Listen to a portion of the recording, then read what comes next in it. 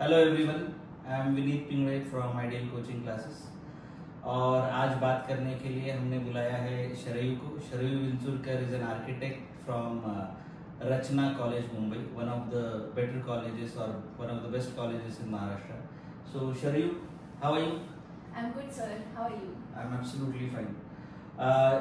हमको जानना है तुम्हारे पूरे प्रोसेस के बारे में, right from how you were as a student in the school and then 11th and 12th and so on. So शुरू करते हैं कि how was your how were you going about in the school and all?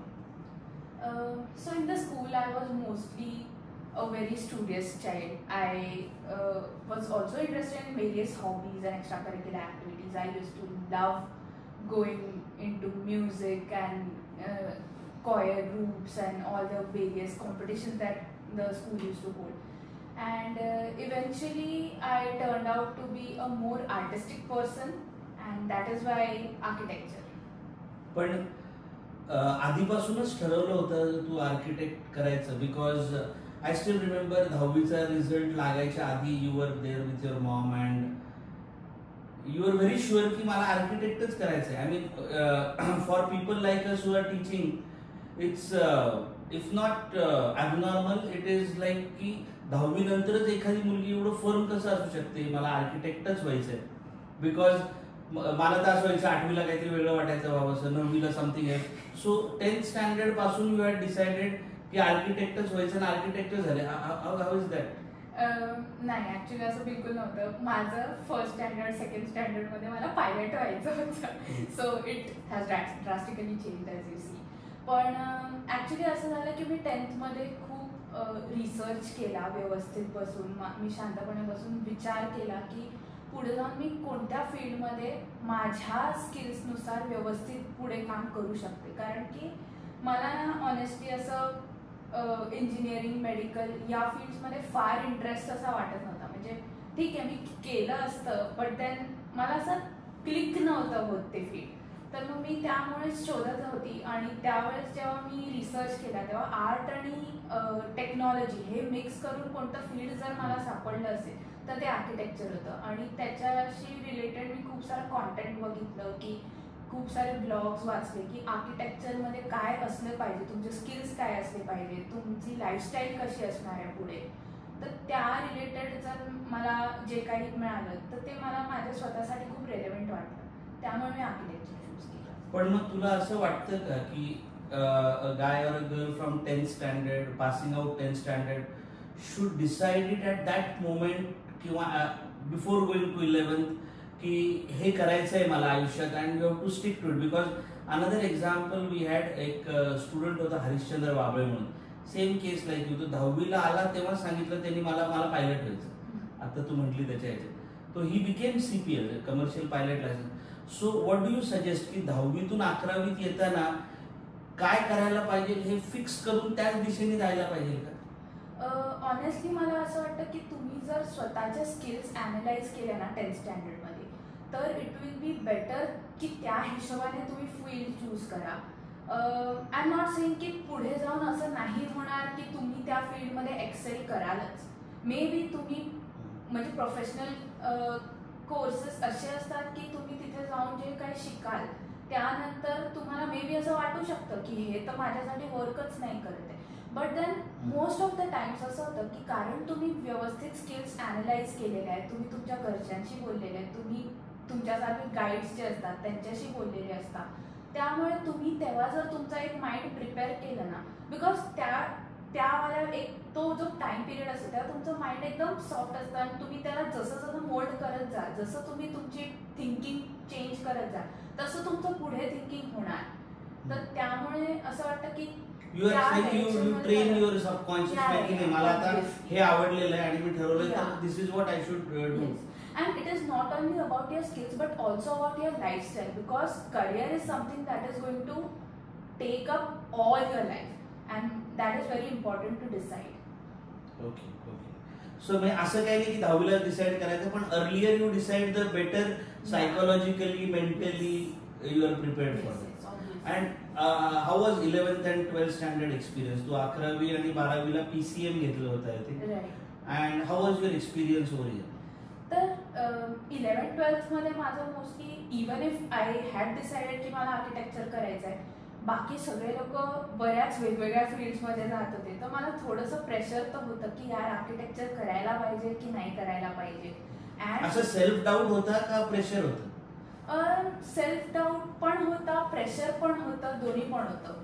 कारण की काय होतं ना, considerably आपल्याला त्यावेळेस फील्ड्सबद्दल माहिती काहीच नसते आणि प्रोफेशनल करिअरमध्ये जाऊन पुढे जाऊन तुम्हाला काय मिळणार आहे हे जर तुमच्या घरात किंवा तुमच्या आजूबाजूला कोणी नसलं ना त्या फील्डचं, तर तुम्हाला नाही कळत. Which was something that happen with me also. कारण की आर्किटेक्चरमध्ये माझ्या त्यावेळेस ओळखीचं कोणी नव्हतं. इव्हेंच्युअली म्हणजे तुमच्या ओळखीने किंवा अजून इकडच्या तिकडच्या ओळखीने मला मिळालेच जे लोक मला गाईड करत होते, but then first hand experience असा काहीच नव्हता ना, तर त्यामुळे थोडंसं प्रेशर तर येतच. तर त्यामुळे ठीक आहे, लाईक ते डिसाईड करायला थोडं जातं. बट देन PCM घेतलं आणि मग त्यानंतर आयडियलमध्ये तुम्ही जे पण सगळ्या फॅकल्टीजनी मला जेवढं एनकरेज केलं, तुम्ही जसं मला बेसिकली गाईड केलं की या फील्डमध्ये हे ऑब्स्टेकल्स येऊ शकतात, त्या ऑब्स्टेकल्सचा मी खूप विचार केला आणि माझ्या आईशी बोलले, घरी सगळ्यांशी बोलले आणि मग त्या याच्यानुसार जे इन्फॉर्म डिसिजन होता तो पुढे. जसं की सेटलिंग टाइम जास्त असतो, मग गॉडफादर पाहिजे, मग how you work around it, की कसं काय याला मॅनेज करणं? सो लाईक इनिशियली मला बऱ्याच लोकांशी बोलावं लागलं की सेटलिंग टाइम जास्त आहे, त्यानंतर पगार पण इनिशियली काही मिळत नाही आर्किटेक्ट्सला. कंपॅरेटिव्हली इंजिनिअरिंग किंवा इतर फील्ड्समध्ये तुम्हाला एकदम इनिशियली 21व्या वर्षी तुम्ही 3 लाखापासून 15 लाखापर्यंत, आणि ते आर्किटेक्चरमध्ये तसं बिलकुल नाही आहे. बट देन इव्हेंच्युअली मला असं मिळालं की ठीक आहे, पगार जरी जास्त नसला तरी मला त्या 9 to 5 वाला क्लॉकमध्ये नव्हतं अडकायचं अजिबात. आणि आर्किटेक्चरमध्ये कसं आहे की ठीक आहे तुमचे लॉंगर वर्किंग आवर्स असतात, बट देन इव्हेंच्युअली जे प्रोडक्ट मला मिळतं ना ते बघून मला खूप खुशी होते. आणि साईट व्हिजिट्स असतात, मल्टिपल वेगवेगळ्या गोष्टी असतात ज्या तुम्ही एन्जॉय करता. आणि प्लस कॉर्पोरेट लाईफ पण तसं थोडं चिल लागली आर्किटेक्चरमध्ये. तर हे सगळ्या गोष्टी मला जसं जसं कळत गेलं तसं तसं मला ते डिसिजनवर मी फॉर्म होत गेले की नाही, okay, architecture is working, that is what you want to do. Ya. आणि you did your architecture from Rachana. So असे महाराष्ट्रामध्ये Rachana is considered as one of the best colleges. असे अजून कुठले? Why did you not go to ते कुठे ते VTच्या समोर कुठले ते JJ कॉलेज? Why not JJ? Because that is a big brand, something like. Right. तर काय होतं ना, even if it is a big brand, तर तिथले टीचिंग वगैरे पण बघावं लागतं आणि आर्किटेक्चर खूप जास्त टीचर आणि स्टुडंटमधल्या इन्व्हॉल्वमेंटबद्दल असतो. तर ठीक आहे, इट इज अबाउट ब्रँड, पण कुठेतरी जर फॅकल्टी आणि स्टुडंटचं इंटरॅक्शन नसलं ना तर ते तुम्हाला नाही व्यवस्थित शिकता येत. आणि आय फाउंड आउट की आर्किटेक्चरचं अकॅडमी ऑफ आर्किटेक्चर म्हणजे रचना संसदमध्ये ते खूप जास्त चांगलं होतं. फॅकल्टी जी होती ती बेस्ट फॅकल्टी अकॅडमीमध्ये अवेलेबल होती. आणि वन मोर रिझन असं होतं की मुंबईमध्ये म्हणजे माझं एक ड्रीम सिटी मुंबई आहे, माझे रिलेटिव्स पण तिथे आहेत, त्यामुळे आईला पण तिकडे मला पाठवायला थोडंसं काय म्हणतात ना, एक कम्फर्ट झोन होता तो की ओके ठीक आहे, काही झालं तर माझ्या मुलीसोबत कोणीतरी तर असेल तिथे. तर त्यामुळे ते एक आहे. And most important thing he होती की ते एक एडेड कॉलेज आहे. माझ्या घरच्यांना अनएडेड किंवा प्रायव्हेट कॉलेजेसमध्ये मला टाकणं ऑब्व्हियसली नव्हतं जमणार if I wanted to live in a different city and obviously a city like. I still remember ते अहमदाबादला कुठेतरी नंबर लागला होता, वी वर डिस्कसिंग की फीज खूप हाय साईड. सेटची लिटरली 3 लाख पर इयरची फी होती and my mom was like की नाही अफोर्ड करू शकत मी. And eventually it turn out की नाही ठीक आहे, सेटमध्ये शिका काय आणि अकॅडमीमध्ये शिका काय. अकॅडमीमध्ये पण बरेच स्टेपचे ग्रॅज्युएट्स आहेत, तर ठीक आहे ना, not that, but then this is also not very bad. तर मग अँड ऑब्व्हियसली इव्हेंच्युअली तिकडे जाऊन मला रिअलाइज झालं की बरं झालं मी सेटमध्ये नाही गेली. Academy was like a home and it is a home, like it's a second home, इथं एक घर तिकडे. पण another question is going back की 10वी नंतर 11वीला तुला इथं ऍडमिशन घ्यावी what made you think that की आयडियलला घ्यायला पाहिजे ॲडमिशन? मोस्ट इम्पॉर्टंट थिंग की इकडचं मी जेव्हा तुमच्याशी येऊन फर्स्ट टाइम बोलले आणि मी जेव्हा सांगितलं तुम्हाला की आय रिमेंबर तुम्ही पण होते आणि आय थिंक निखिल सर पण होते, आणि मी जेव्हा तुम्हाला सांगितलं की आर्किटेक्चर मला करायचं आहे त्यावेळेस तुम्ही मला कधीही डिमोटिवेट केलं नाही. And I found that very inspiring. कारण की जनरली क्लासेसमध्ये असं होतं की एकाच कोणत्या तरी डायरेक्शनमध्ये पुश केलं जातं. अनकन्व्हेन्शनल फील्ड्सला ते लोक नाही म्हणतात, ते लोक त्याबद्दलचं ट्रेनिंग देत नाही. आणि आय एम सो ग्लॅड की मी इथे ॲडमिशन घेतली, कारण की जितकं तुम्ही मला ट्रेन केलं, जितकं तुम्ही मला रिसर्च करून गाईड केलं त्या फील्डसाठी, तेवढं मला कदाचित दुसरीकडे कुठेही नसतं मिळालं. And the way you prepared me, ते मला पुढे प्रोफेशनल कोर्समध्ये खूप हेल्पफुल झालं. त्यामुळे yeah that was the very reason की मी आयडियल चूज केलं. कसं म्हणजे आयडियल म्हणजे let us say Nashik is a Tier 2 city, तिथून तू रचनाला गेली, पहिल्यांदा तर 10वीतून 11वीत transformation with architecture as a goal, नंतर मग 12वीतून Rachana, so you are shifting from Nashik to Pune. How is that transformation and how you adapted to that transformation? Yeah so 10th to 11thचं ट्रान्सफॉर्मेशन माझ्यासाठी तेवढं असं डिफिकल्ट नाही वाटलं मला. ओके, लाईक अकॅडमिकली ऑब्व्हियसली ते चॅलेंजिंग तर असतंच, कारण की अभ्यास एकदम अचानक वाढून जातो 11thमध्ये. बट देन मला कम्फर्ट झोन वाईज तेवढा फरक नाही जाणवला, कारण की आयडियलमध्ये जे वातावरण होतं ते काइंड ऑफ असं वातावरण होतं की जे माझ्या घरचं वातावरण आहे. ज्या प्रकारचे संस्कार इथे दिले जातात ते माझ्या घरचे संस्कार होते.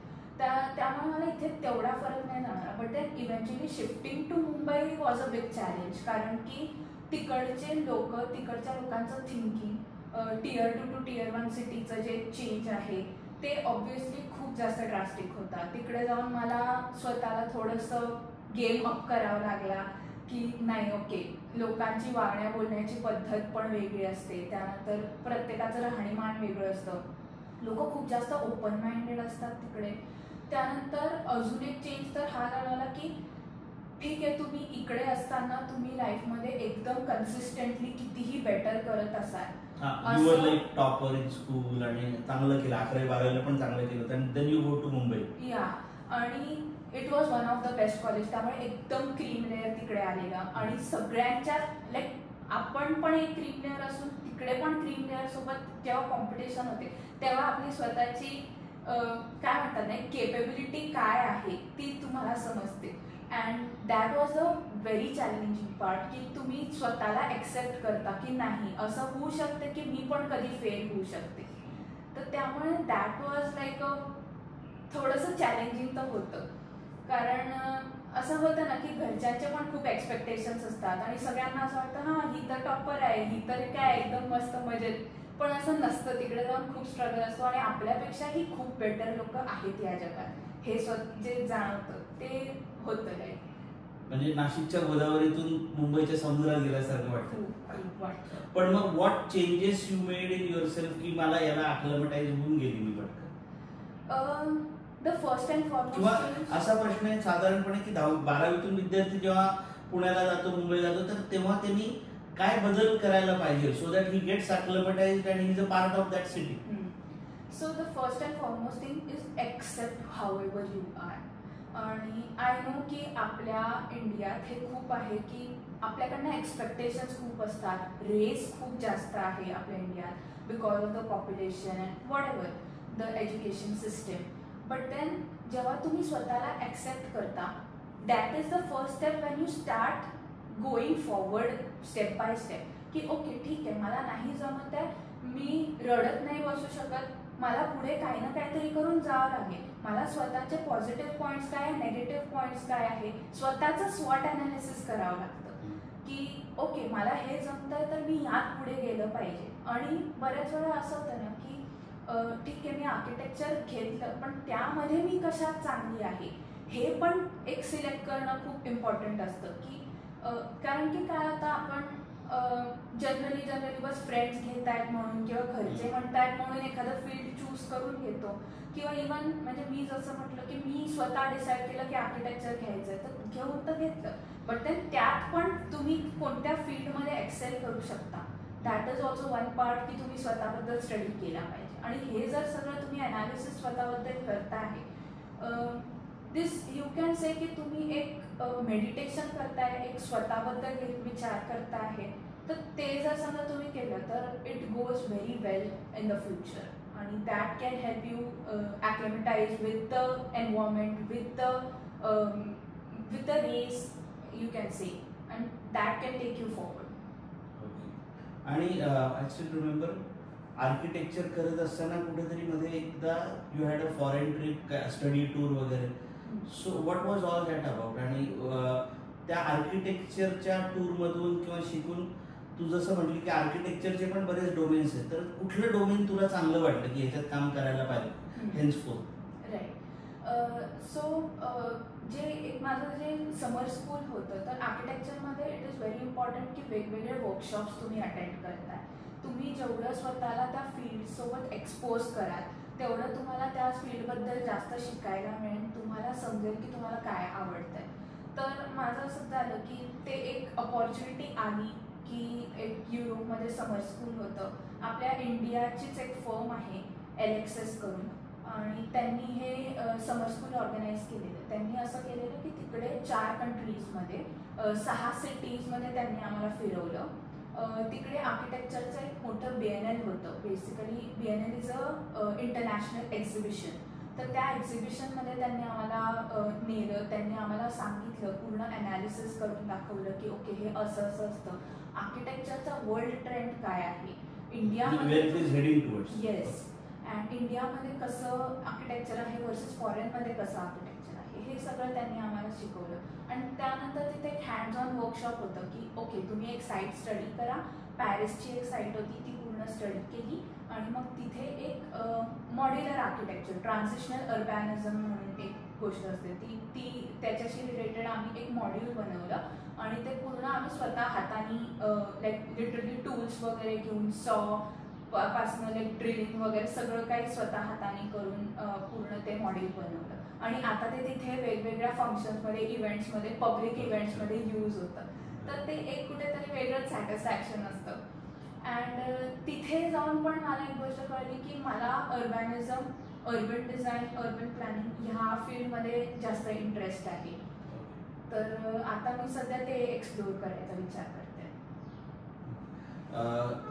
युरोपियन आर्किटेक्चर आणि Indian architecture specially in terms of church आणि मंदिर वगैरे असं पण स्टडी आहे का? याच्यातून काय लर्निंग? येस. तर तिकडचं जे आर्किटेक्चर आहे ना, फर्स्ट अँड फॉरमोस्ट थिंग जे इथे आणि तिथे डिफरंट आहे ती म्हणजे की availability of land. India is extremely populated, खूप जास्त डेन्सिटी आहे इथे, त्यामुळे लँड अवेलेबिलिटी जी आहे ती खूप कमी आहे. त्यामुळे आपल्याला आपलं आर्किटेक्चर जे आहे ते त्याप्रमाणे मॉड्युलेट करावं लागतं. अँड ते जर तिकडे आपण पाहिलं खूप लँड आहे, लोक फार कमी आहेत, आणि त्या मोठ्या मोठ्या लँडमध्ये त्यांना जे मस्त मोठे मोठे जागा किंवा स्पेसेस जे व्यवस्थित क्रिएट करता येतात ते आपल्याला इकडे एकदम छोटूशा जागेत क्रिएट करावे लागतात. तर how do you change that and modulate that experiential design in India is something that is worth learning. And I personally feel की if one wants to practice in India तर ते इंडियाचं हे जे काही स्टडी आहे हा करणं खूप इम्पॉर्टंट आहे. आणि ते ॲक्सेप्ट करणं पण खूप इम्पॉर्टंट आहे. बऱ्याच वेळा आपण बघतो की लोक ॲक्सेप्टच नाही करत की इंडिया जशी आहे तशी ती मला आवडते. बऱ्याच वेळा लोकांना फॉरेनमध्येच जायचं असतं कारण की त्या अपॉर्च्युनिटीज वगैरे आहेत.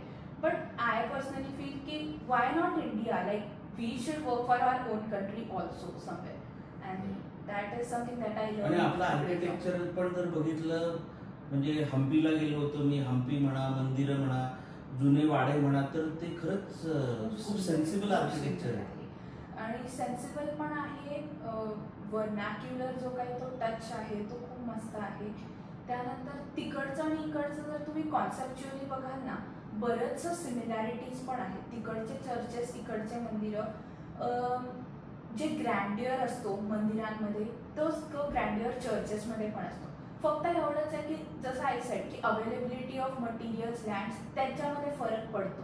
But then I personally feel की कुठेतरी एक माणसाचं जे थिंकिंग जे डेव्हलप झालं with time, evolution of man जे झालं ते एका सेम लाईनवर झालं. अँड आय फील की ते जे कॉम्बिनेशन आहे, ते जे कंपॅरिझन आहे ते खूप छान आहे. म्हणजे मला ते They go hand in hand, parallel. Yes yes.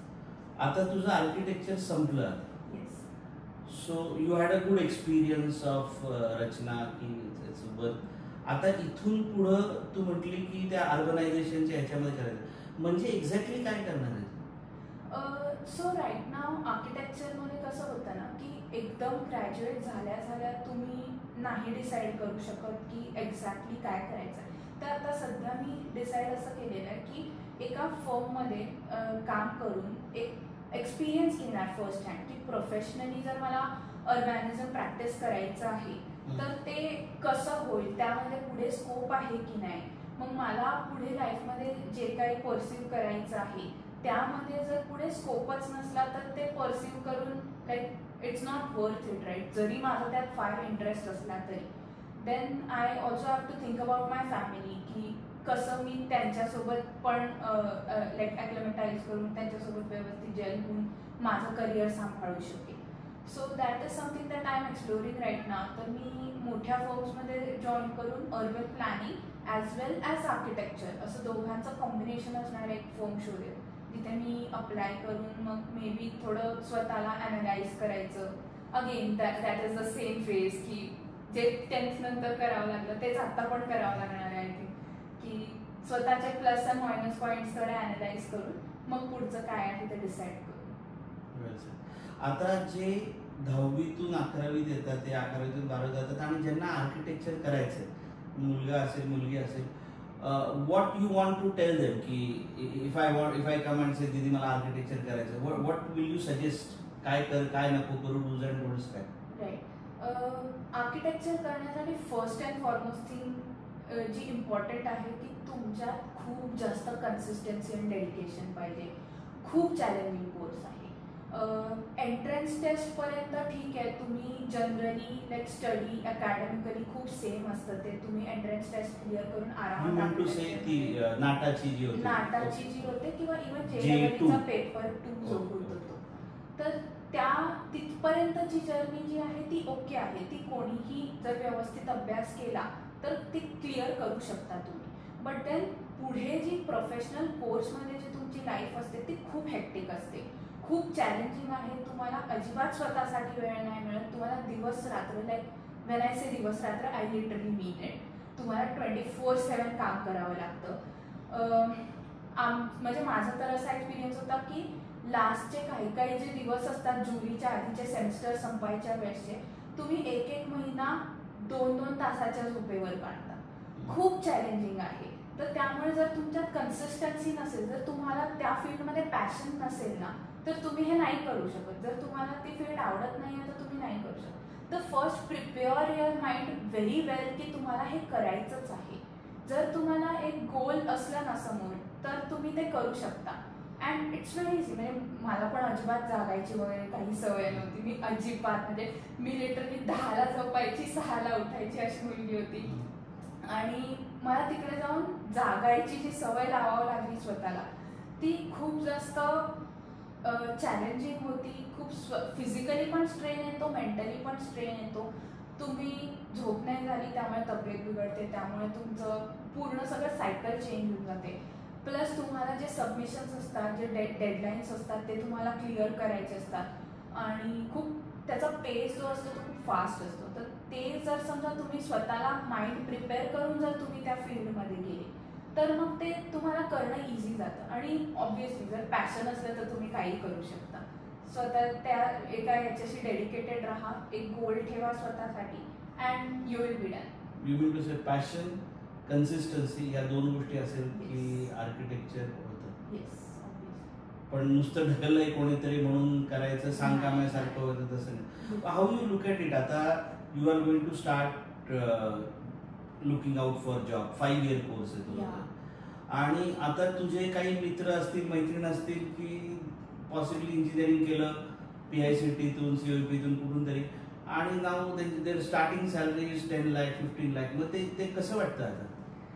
Honestly थोडं प्रेशर तरी येतं, कारण की काय होतं ना की त्यांचा 4 इयर कोर्स असतो आणि प्लस त्यांची स्टार्टिंग सॅलरी पण आर्किटेक्ट्सपेक्षा खूप जास्त असते.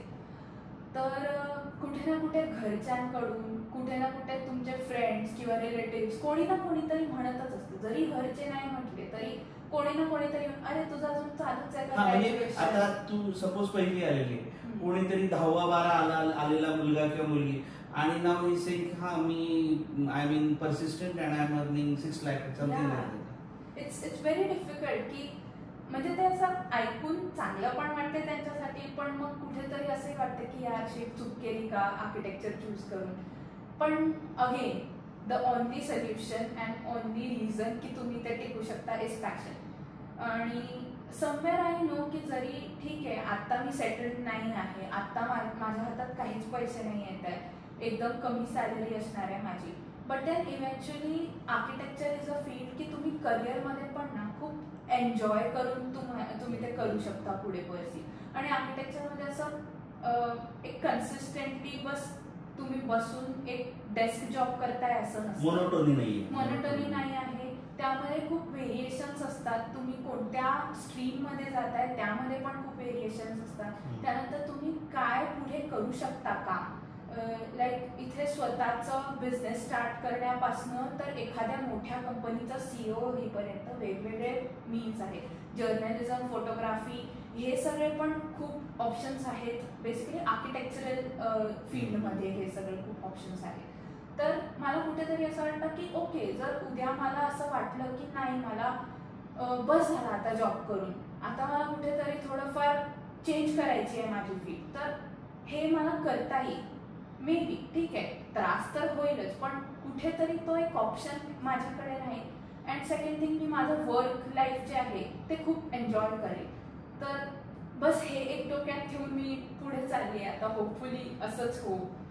येस, म्हणजे हे खूप लॉजिकल आहे. म्हणजे आता नाशिकचे सुद्धा मोठे आर्किटेक्ट आहे, संजय पाटील वगैरे बघतो, तर दे लिटरली से की ही जमीन आहे, मी everything is in his hand, आणि ही इज क्रिएट, आणि हे क्रिएटिव्ह आहे. म्हणजे you will never get tired. नाही तर मग IT वाल्यांचं काय होतं, 35-40 वर्षापर्यंत काम केल्यानंतर त्यांना वाटतं हे सगळंच बंद करून टाका. आणि आर्किटेक्ट वर्क लाईक 60s वगैरे मध्ये पण ते काम करतात. So the flow might be less at the beginning, but eventually it's very what you can से, तो वाढतो पण आणि त्याला मजा पण येते करायला. सो अशीच मजा तुला यायला पाहिजे. So from all of us over here we wish you all the best. Thank you so much. Thank you so much, sir. Thank you for all your support through all these years, and the way you have guided me has really, really helped me a lot in my life. So, thanks to Ideal.